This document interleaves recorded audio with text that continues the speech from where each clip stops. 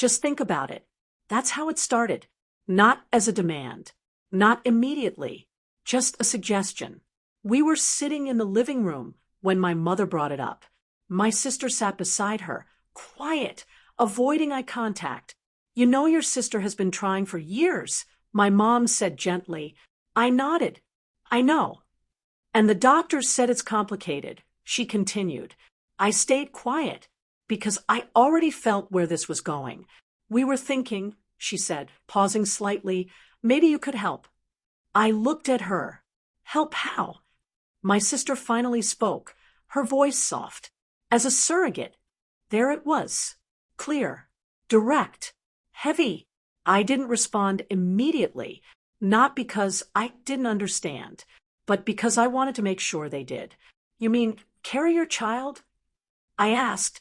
My sister nodded slowly. It would still be ours, she added quickly. Biologically. Just you would carry it. I leaned back slightly, trying to process. Because this wasn't a small favor. This wasn't helping someone move houses. Or lending money. This was my body. My health. My life for 9 months. And everything that could come with it. I don't think I can do that, I said calmly. The room went quiet. My mother's expression changed first. Why not? She asked. I looked at her. Because it's not a simple thing. I replied. It's for your sister, she said, like that answered everything. I nodded. I understand that. Then what's the problem? My father asked from across the room. I turned to him. The problem is, it's my decision, I said. That shifted the tone immediately, because now it wasn't emotional anymore. It was personal. You're being selfish, my mother said. I didn't react, because I expected that. It's not selfish to set a boundary, I replied. My sister's eyes filled with tears. I wouldn't ask if I had another option, she said. And that was the part that almost made me hesitate. Not because I felt guilty, but because I understood her pain. Still, understanding doesn't mean agreement. I'm sorry, I said quietly, but I can't do this. My father leaned forward. Do you realize what you're refusing? He asked. Yes, I said. You're denying your sister a chance to have a child. I met his eyes. No, I replied. I'm choosing not to take on that responsibility. My mother shook her head. This is what family is for. I almost smiled, because I had heard that line before, usually when something was being asked of me, not offered. Family doesn't mean obligation without consent, I said. Silence. Tension. Then my father said something sharper. If you won't help, then don't expect support from us either. There it was. The shift. From request to pressure.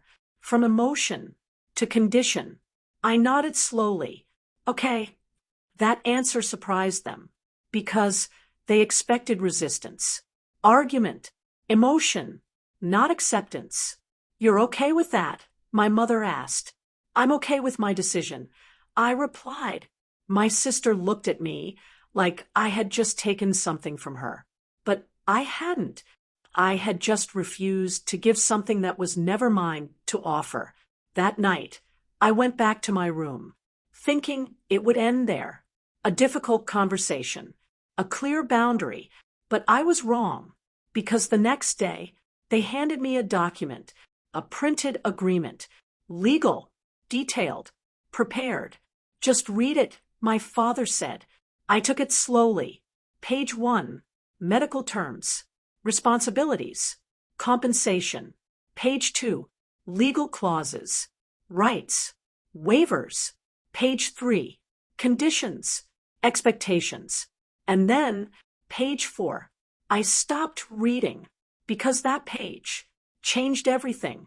Page 4 wasn't about the procedure. It wasn't medical. It wasn't even about the pregnancy. It was about control. I read the first line again. The surrogate agrees to comply with all lifestyle, dietary, and medical instructions provided by the intended parents without objection. I paused, then continued. The surrogate will reside in a location approved by the intended parents for the duration of the pregnancy. My grip tightened slightly on the paper. Reside, not visit, not coordinate, live. I kept reading. All personal and professional commitments may be adjusted or terminated as necessary to prioritize the pregnancy. I let out a slow breath. Adjusted or terminated, not optional, expected. Then the next line. The surrogate acknowledges that final decisions regarding medical procedures, including but not limited to termination in case of complications, will be made by the intended parents. I stopped completely because that wasn't a request. That wasn't support. That was ownership over decisions happening inside my own body. I looked up. My parents were watching me, waiting, like this was just another step in a process already decided. You want me to sign this? I asked. It's standard, my father said. No, I replied calmly. It's not. My mother frowned. You're focusing on technicalities. I shook my head. I'm focusing on reality. My sister stayed quiet, but her silence felt different now. Not hopeful, not emotional, just expectant, like she believed this would happen eventually. I placed the paper on the table. This isn't help, I said. It is, my father insisted. You're just overthinking it. I looked at him. You're asking me to give up control over my own body, I said. That's not overthinking. It's temporary, my mother added quickly. That doesn't make it acceptable, I replied. Silence. Then my father leaned forward slightly. We've already spoken to a lawyer, he said. Everything is arranged. I nodded slowly. I can see that. Then why are you making this difficult? He asked. I almost smiled, because that question had nothing to do with the contract. It had everything to do with control. I'm not making it difficult, I said. I'm just not agreeing. My mother's tone sharpened. You're breaking this family apart over this. I looked at her. No, I said, this was already decided without me. That landed because it was true. They hadn't come to me to ask.